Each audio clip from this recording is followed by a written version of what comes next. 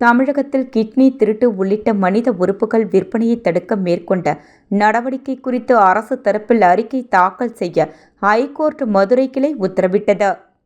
தமிழகத்தில் மூளைச்சாவு அடைந்தோரிடம் இருந்து பெறப்படும் உறுப்புகள் தானம் கோரி ஏற்கனவே பதிவு செய்தவர்களுக்கு முன்னுரிமை அடிப்படையில் உறுப்பு மாற்று அறுவை சிகிச்சைக்கு தானம் அளிக்கப்படுகிறது. அதே நேரம் உயிருடன் இருப்போர் இரத்த உறவுகளுக்குள் சிறுநீரகம், கல்லீரல் போன்றவற்றை தானமாக அளித்துக் கொள்கின்றனர். இரத்த உறவுகள் அல்லாதவர்கள் அளிப்பது குற்றமாக உள்ளது. ஏழ்மை நிலையில் உள்ள மக்களை பயன்படுத்தி இடைத்தரகர்கள் சில லட்சம் ரூபாய்க்கு சிறுநீரகம், கல்லீரல் ஒரு பகுதியை பெற்று அவற்றை பல லட்சம் ரூபாய்க்கு விற்பனை செய்து வருகின்றனர். இதற்காக இரத்த உறவுகள் போல போலி ஆவணங்களை தயாரித்து இருப்பது உறுதி செய்யப்பட்டுள்ளது.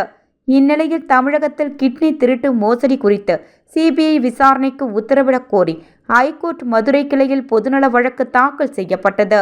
இந்த வழக்கை விசாரித்த ஐகோர்ட் மதுரை கிளை நீதிபதிகள் மனித உறுப்புகள் திருட்டு மற்றும் விற்பனையை தடுக்க மேற்கொண்ட நடவடிக்கை குறித்து தமிழக அரசு தரப்பில் அறிக்கை தாக்கல் செய்ய வேண்டுமென உத்தரவிட்டனர்.